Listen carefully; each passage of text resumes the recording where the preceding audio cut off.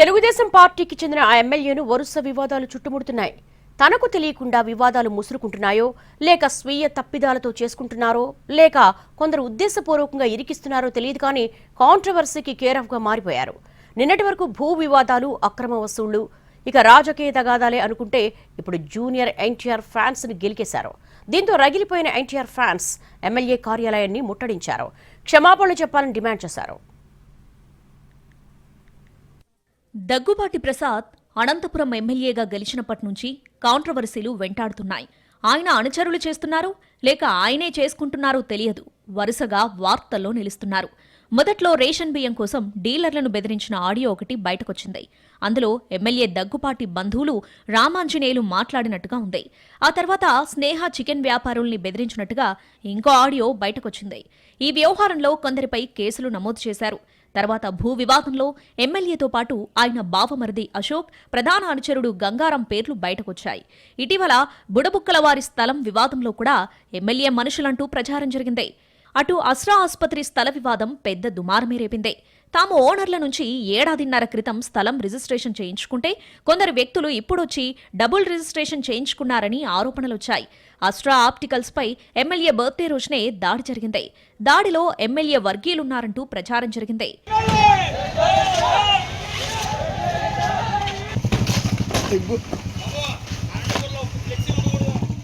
ఇవి చాలవన్నట్టు మాజీ ఎమ్మెల్యే ప్రభాకర్ చౌదరిపై జిల్లా అధ్యక్షుడు వెంకట శివయాదవ్కు ఎమ్మెల్యే వర్గీయులు ఫిర్యాదు చేశారు.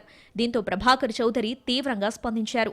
ఎమ్మెల్యే అక్రమాలు, దౌర్జన్యాలు, భూ కబ్జాలు, సెటిల్మెంట్ల గురించి మౌనంగా ఉన్నానని సీఎం చంద్రబాబు, మంత్రి లోకేష్కు ఫిర్యాదు చేస్తానని ప్రభాకర్ చౌదరి హెచ్చరించారు.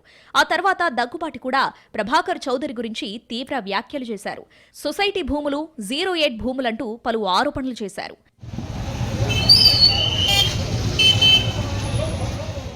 నిన్నటి వరకు జరిగింది ఒక ఎత్తు, ఇప్పటి నుంచి జరగబోయేది ఇంకో ఎత్తు అన్నట్టుగా వార్ స్టార్ట్ అయింది. ఎమ్మెల్యే దగ్గుబాటికి జూనియర్ ఫ్యాన్స్ సెగ తగిలింది. వార్ 2 సినిమా విడుదల సమయంలో దగ్గుబాటి టీఎన్ఎస్ఎఫ్ జిల్లా నాయకుడు ధనుంజయ నాయుడుతో మాట్లాడిన ఆడియో కాల్స్ వైరల్ అయ్యాయి. దీంతో ఎన్టీఆర్ అభిమానులు దగ్గుబాటి కార్యాలయాన్ని ముట్టడించారు. అభిమానులు, పోలీసులకు మధ్య వాగ్వాదం చోటు చేసుకుంది. దగ్గుబాటి ఫ్లెక్సీలను కూడా చించేశారు. ఎమ్మెల్యే కార్యాలయంలో లేరని సిబ్బంది చెప్పినా అభిమానులు శాంతించలేదు. ఎమ్మెల్యే బయటకొచ్చి క్షమాపణ చెప్పాలని డిమాండ్ చేశారు.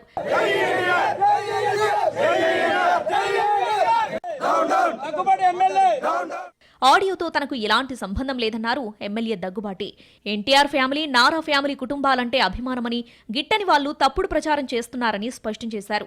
నన్ను గిట్టని వాళ్ళు, నాకు సరిపోని వాళ్ళు ఈ వీడియో పెట్టడం జరిగింది. నాకు నారా ఫ్యామిలీ అన్నా కానీ, నందమూరి ఫ్యామిలీ అన్నా కానీ చాలా అభిమానం. నేను చిన్నప్పటి నుంచి నందమూరి ఫ్యామిలీ అభిమానిగా పెరిగినోడిని. దీంట్లో ఎలాంటి వాస్తవాలు లేవు. ఖచ్చితంగా ఈ వీడియో కానీ, ఈ ఆడియో రికార్డు కానీ నాది కాదని చెప్పేసి తెలియజేసుకుంటున్నాను. ఎన్టీఆర్ అభిమానులు బాధపడి ఉంటే వాళ్ళని నా తరపున నేను క్షమాపణలు అడుగుతున్నాను. ఎమ్మెల్యే దగ్గుబాటి ప్రసాద్ చేసిన వ్యాఖ్యలపై ఘాటుగా స్పందించారు మాజీ మంత్రి రోజా. సినిమా బాగుంటే చూస్తారని, లేకపోతే ఎవ్వరూ చూడరని అన్నారు. సినిమాలను, రాజకీయాలను కలిపి చూడొద్దన్నారు. ఎన్టీఆర్ మూవీస్ కు అంతర్జాతీయ స్థాయిలో ఆదరణ ఉంటుందన్న ఆమె జగన్ని తిడితే ఏం జరుగుతుందో గేమ్ చేంజర్ హరిహర వీరమల్లు నిరూపించాయన్నారు రోజా.